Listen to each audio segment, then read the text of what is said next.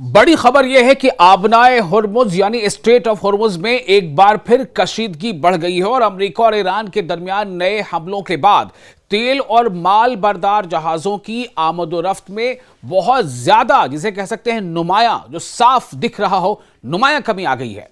जितने भी टैंकर्स हैं, चाहे वो तेल कैरी करने वाले हों या गैसेस कैरी करने वाले हों, सबसे पहले ये जान लेते हैं कि स्ट्रेट ऑफ हुर्मुज इतनी अहम क्यों है।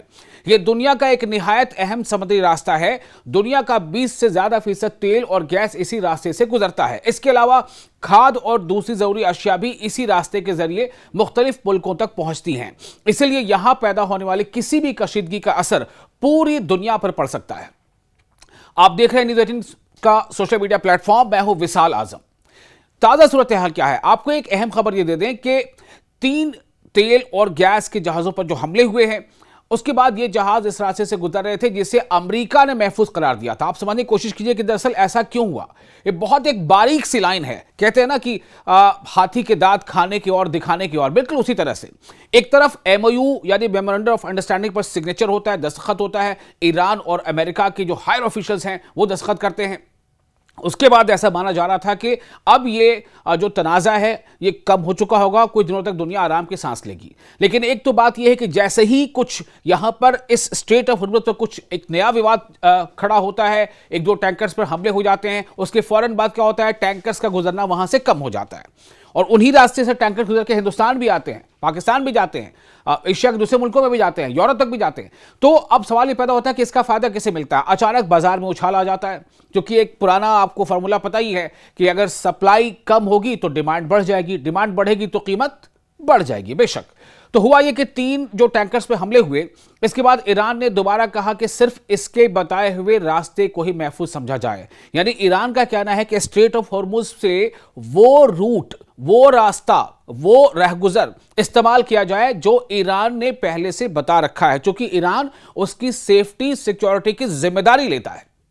अमेरिका की कोशिश क्या है, अमेरिका दूसरे जैसे ओमान है या कुछ और मुल्कों की मदद से अमेरिका चाहता है कि जिस रूट पर ईरान का बहुत ज्यादा कंट्रोल है उससे अलग किसी रूट से, स्ट्रेट ऑफ हुर्मुज से ही, लेकिन उससे अलग किसी रूट से जहाजों को गुजारा जाए अमेरिकी बैकअप के जरिए। और इस तरह से ईरान की जो वहां पर एक हम कह सकते हैं वर्चस्व है या उसका जो इजारादारी है वो कमजोर हो सके। ईरान को एक चीज बर्दाश्त नहीं है, क्योंकि ईरान और अमेरिका के बीच एमओयू पर दस्तखत हो चुके हैं। बहरहाल तो इन हमलों के बाद कई शिपिंग कंपनियों ने अपने जहाज रोक दिए या रास्ता बदल दिया। सिर्फ 23 जहाज स्ट्रेट ऑफ हुर्मुज से गुजरे, जबकि एक हफ्ता पहले यह तादाद 47 या उससे ज्यादा थी। अब आप सोचें, 47 से ज्यादा जहाज जहां गुजर रहे थे, उसके बाद अब वो सिर्फ 23, यानी कि आधे से भी कम हो गए।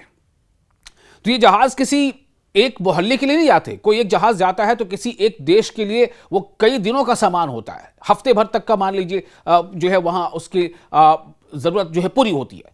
अब ये कशीदगी इस जंग के बाद दोबारा बढ़ी है, जो कुछ अरसा पहले अमेरिका और ईरान के दरमियान हुई थी। 17 जून को दोनों मुल्कों के दरमियान एक आर्जी मुआहिदा हुआ था।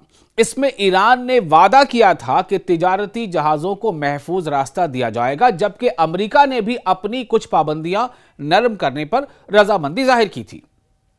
लेकिन असल इख्तलाफ रास्ते के इंतखाब पर है कि रास्ता कौन सा हो। ईरान चाहता है कि तमाम जहाज उसके मुकर्रर किए हुए रास्ते से गुजरें। ईरान क्या चाहता है कि तमाम जहाज स्ट्रेट ऑफ हुर्मुज से उसके मुकर्रर किए हुए रास्ते से गुजरें, जबकि अमेरिका और उसके इत्तेहादी ओमान के करीब वाले रास्ते को बेहतर समझते हैं। अमेरिका और उसके जो अलाइज हैं वो ओमान के करीब वाले रास्ते को बेहतर समझते हैं। यह भी स्ट्रेट ऑफ हुर्मुज से ही गुजरता है। इसी रास्ते पर चलने वाले जहाजों पर हमले हुए तो अमेरिका ने ईरान को जिम्मेदार करार देते हुए जवाबी कार्रवाई की। दूसरी तरफ ईरान ने भी अमेरिका पर मुआहिदा तोड़ने का इल्जाम लगाया। अब इस कशीदा सूरत हाल की वजह से शिपिंग कंपनियां बहुत एहतियात से काम ले रही हैं। अगर हालात ऐसे ही रहे तो दुनिया भर में तेल और गैस की सप्लाई मुतासिर हो सकती है, जिससे कीमतें भी बढ़ सकती हैं। तो अहम बातें क्या है इस पूरे तनाज़े की? फिलहाल मैं आपको सिर्फ उसकी जो स्ट्रैटेजिक पोजीशन है और किस बात को लेकर के अमेरिका और ईरान के बीच एक टकराव है, मैं उस तरफ आपका इशारा डाल रहा हूं। अहम बात यह है कि स्ट्रेट ऑफ हुर्मुज से गुजरने वाले जहाजों की जो तादाद है वो एक हफ्ते में तकरीबन आधी या उससे भी कम रह गई है। दूसरी अहम बात क्या है कि अमेरिका और ईरान के दरमियान समुद्री रास्ते के मामले पर इख्तलाफ एक बार फिर कशीदगी की वजह बन गए हैं।